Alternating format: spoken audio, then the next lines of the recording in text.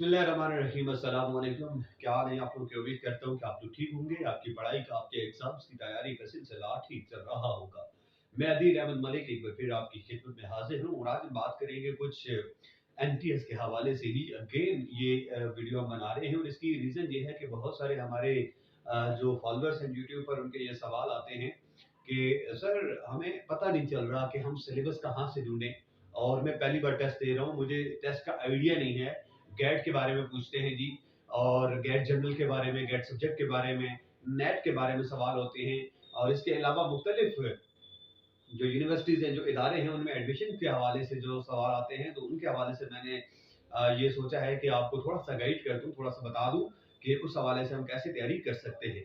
तो सबसे पहले देखिए, हम बात करते हैं नेट की। तो नेट आपके पास जो भी कैटेगरी हो, नेट 1 एम, नेट 1 ई, ठीक है? और इसी तरह कंप्यूटर साइंस का भी है, जो ह्यूमैनिटीज़ का है, उनका अलग-अलग टेस्ट होता है, अलग-अलग चीज़ें हैं। सो आप जो एनटीएस की वेबसाइट पे जाएँगे, वहाँ पर आपको सारी डिटेल मिलेगी कि जो आपकी फील्ड है, जिस फील्ड का टेस्ट आप देना चाहते हैं, उसका सिलेबस क्या है।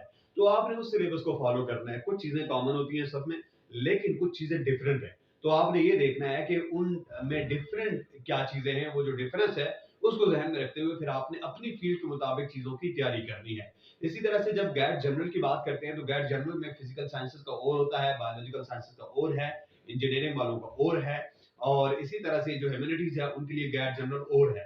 लेकिन होती 3 चीज़ें ही हैं आपके पास। गैट जनरल की अगर हम बात करें, तो गैट जनरल जो है वो एमएस एमफिल के लिए होता है, और उसमें आपके पास इंग्लिश का पोर्शन है, वर्बल। फिर उसके बाद आपके पास जो है वो क्वांटिटेटिव मैथ का पोर्शन है, फिर एनालिटिकल का पोर्शन है। इसमें जो सबसे मुश्किल जो चीज़ होती है, वो एनालिटिकल का पोर्शन है, और लोग ज़्यादातर जो मार खाते हैं, वो एनालिटिकल में खाते हैं, क्योंकि एनालिटिकल की तैयारी वो नहीं करते। वो ये समझते हैं कि बस जनरल कुछ सवाल होंगे और उनको हम अटेम्प्ट कर लेंगे, और उसका नतीजा ये निकलता है कि वो टेस्ट पास नहीं कर पाते। बहुत सारे हमारे जानने वाले ऐसे हैं जो कई बार अटेम्प्ट करने के बावजूद वो टेस्ट नहीं पास कर पाए, और बहुत सारे ऐसे दोस्त भी हैं जो पहली अटेम्प्ट में अच्छा स्कोर करने में कामयाब हुए हैं। तो रीजन क्या थी उन दोनों में?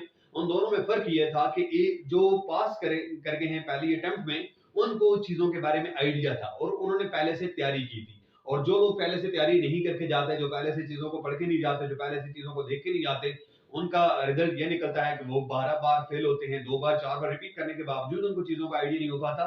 तो देखिए, जब आप एक बार टेस्ट दे चुके हो, तो आपको आइडिया हो जाना चाहिए कि किस तरह का टेस्ट आता है, किस तरह की चीजें पूछी गई हैं।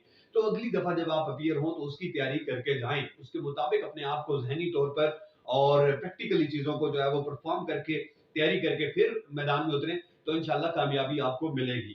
और फिर जो है वो क्वांटिटेटिव में मैथ्स होती है, तो मैथ्स की तैयारी करें आप। मैथ्स जाहिर है प्रैक्टिस के बगैर नहीं होगा, चीजें आपको आती भी हो लेकिन आपने प्रैक्टिस ना की हुई हो, तो on the spot, on the day of test आपको जो है वो मसला होगा, आप चीजें जो है वो सही तौर पर मैनेज नहीं कर पाएंगे। और इंग्लिश जो है वो एक तसलसल के साथ आपको चलना पड़ता है। वोकेबलरी आपकी जो है वो जाहिर है with the passage of time gradually बनती है, एकदम से आपकी वोकेबलरी डेवलप नहीं होगी। तो वोकेबलरी पे अभी से काम शुरू कर दें, आगे जितने भी टेस्ट होंगे, जितनी भी चीजें होंगी, उनमें इंग्लिश आपको काम आएगी। फिर उसके बाद गैट सब्जेक्ट की बात करते हैं, तो गैट सब्जेक्ट में आपका 70% सब्जेक्ट होता है। यानी कि अगर आप फिजिक्स की बात करते हैं, तो 70% फिजिक्स है, बाकी जो 20% आपकी 30% है वो आपकी एनालिटिकल, और साथ में आपकी इंग्लिश है। 15 इंग्लिश होती है, 15 आपकी एनालिटिकल का पोर्शन है। सिमिलरली मैथ्स है, तो 70% मैथ है। आपके और सब्जेक्ट्स हैं, तो उनमें 70% आपका सब्जेक्ट है, बाकी 30% आपका जनरल है, जिसमें 15 एनालिटिकल और 15 आपके जो है वो इंग्लिश के हैं, वर्बल के। तो अब आपको आइडिया हो जाना चाहिए कि 70% जब सब्जेक्ट है, तो सब्जेक्ट के कौन से कोर एरियाज हैं, उन कोर एरियाज की तैयारी करें, उन कोर एरियाज को देखें, और फिर उसके मुताबिक अपने आप को तैयार करें, प्रिपेयर करें, और फिर मैदान में उतरें। जब आप तैयारी नहीं करके जाएंगे, और जब आपका रोल नंबर आ जाएगा, और फिर उस वक्त आप परेशान होंगे और आप सवाल करेंगे कि सर मैं क्या करूं, कैसे तैयारी करूं, कहां से करूं, तो कोई शॉर्टकट नहीं है। इन चीजों में कोई शॉर्टकट नहीं है। आप जब तक मेहनत नहीं करेंगे, जब तक काम नहीं करेंगे, जब तक प्रॉपर टाइम नहीं देंगे, तो देन आप जो है वो इन टेस्टों में कामयाबी हासिल नहीं कर सकते। तो मैं आपको इसलिए बता रहा हूँ कि ये एक्सपीरियंस से बता रहा हूँ। मैंने ऐसे टेस्ट भी दिए हैं जिनमें मेरा बहुत कम स्कोर आया, और ऐसे टेस्ट भी दिए हैं जो मैंने टॉप किए हैं।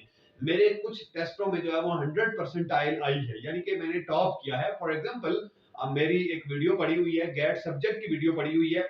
पीएचडी के लिए जो गैट सब्जेक्ट होता है, उसमें मेरी 100% आई है, टॉप किया है मैंने। तो क्यों टॉप किया है, कैसे टॉप किया है? तो इसकी रीजन यही है कि प्रॉपर चीजें आप मैनेज करके जाएंगे, प्रॉपरली चीजों को पढ़ के जाएंगे तो इंशाल्लाह आपको कामयाबी मिलेगी। आप टॉप भी करेंगे, आप अच्छा स्कोर भी करेंगे और आपकी जॉब भी होगी, आपका एडमिशन भी होगा।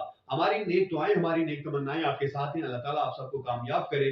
Wish you all good luck. Thank you very much.